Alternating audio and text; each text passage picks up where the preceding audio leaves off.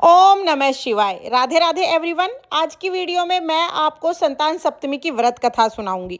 व्रत कथा सुनने के लिए हम अपने सीधे हाथ में थोड़े से चावल या तो फूल ले लेंगे और फिर हम व्रत कथा सुनेंगे। तो चलिए अब मैं आपको कथा सुना देती हूँ। बहुत समय पहले की बात है। एक नगर में राजा नकुश अपनी पत्नी चंद्रमुखी के साथ रहते थे। राजा रानी को कोई संतान नहीं थी। उसी नगर में एक ब्राह्मण विष्णुदत्त रहता था। विष्णुदत्त की पत्नी भद्रमुखी रानी चंद्रमुखी की बहुत अच्छी सहेली थी।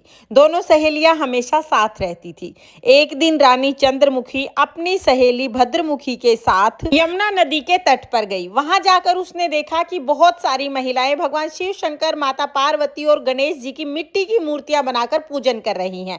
उन दोनों सहेलियों ने जाके महिलाओं से पूछा कि आप लोग ये क्या कर रही हैं और इस पूजा के करने से क्या फल मिलता है।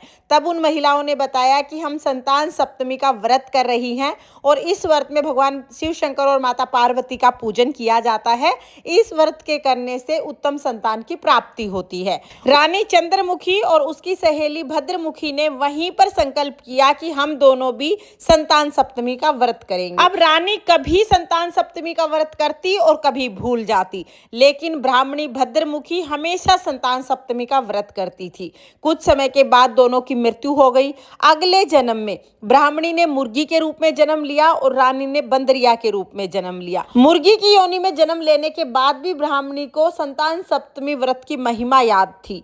मुर्गी के रूप में जन्म लेने के बाद भी ब्राह्मणी संतान सप्तमी का व्रत करती थी, लेकिन बंदरिया के रूप में जन्मी रानी को कुछ भी याद नहीं था। वो व्रत नहीं करती थी।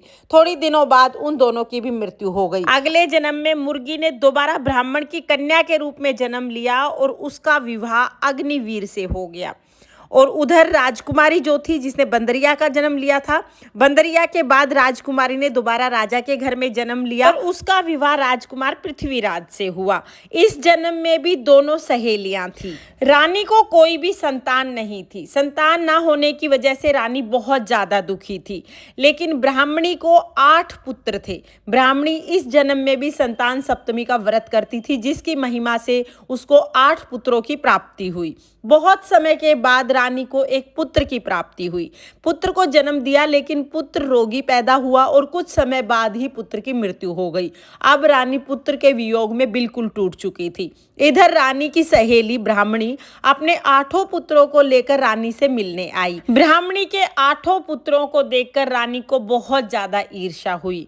रानी ने सोचा, मैं यहाँ पर संतान के लिए तड़प रही हूँ और इसके इतने सुंदर स्वस्थ 8 पुत्र हैं। रानी को बहुत ज्यादा ईर्ष्या हुई। रानी ने उसके पुत्रों को भोजन पर बुलाया और उसके पुत्रों को जो भोजन कराया उसमें विष डाल दिया, यानी जहर डाल दिया।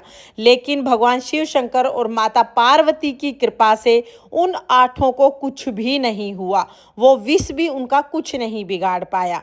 जब वो 8 बहुत अच्छे से खाना वाना खा के अपने घर चले गए तो रानी ने सोचा कि जहर का असर कुछ समय बाद होगा, लेकिन बाद में रानी को पता चला कि 8 बिल्कुल ठीक ठाक हैं। रानी और ज्यादा ईर्ष्या की अग्नि में जलने लगी।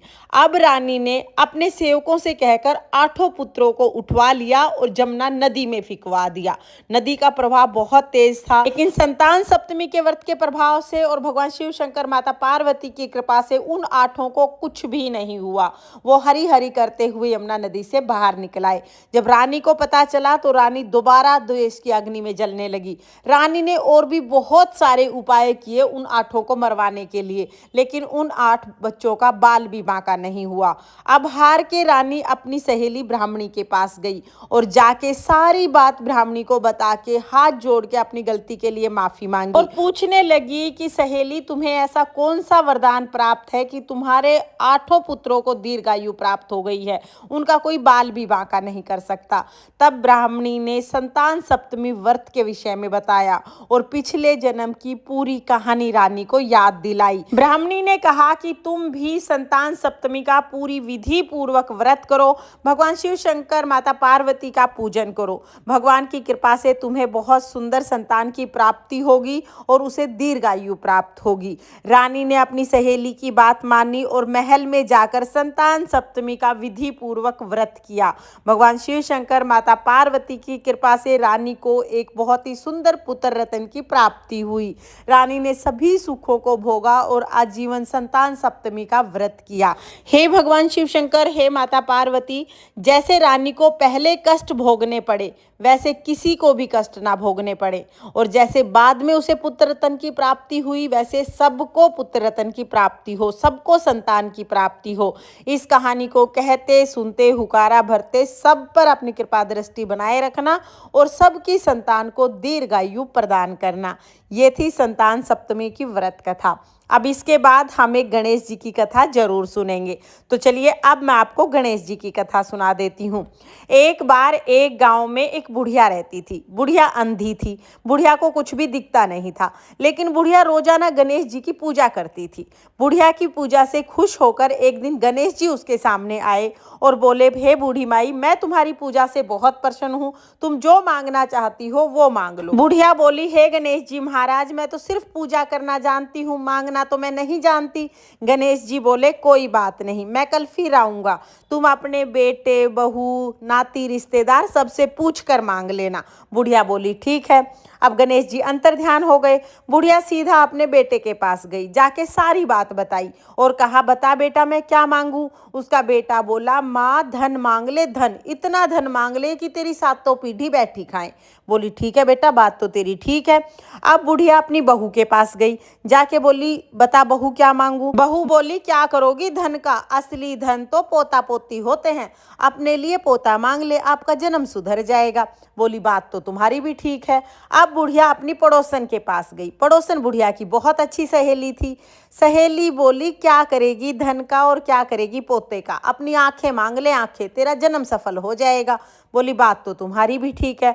अब बुढ़िया आके सो गई, लेकिन नींद नहीं आई, यही सोचती रही, कल क्या मांगू क्या मांगू। अगला दिन हुआ, गणेश जी महाराज फिर से आए।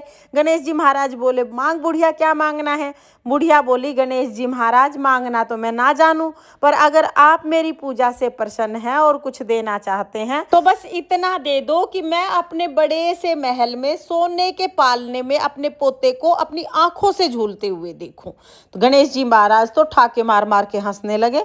बोले, हे बूढ़ी माई, मैं तो सोच रहा था कि तुम बहुत भोली हो, तुम तो बहुत चतुर निकली, तुमने तो एक ही वरदान में धन पोता आंखें सब कुछ मांग ली।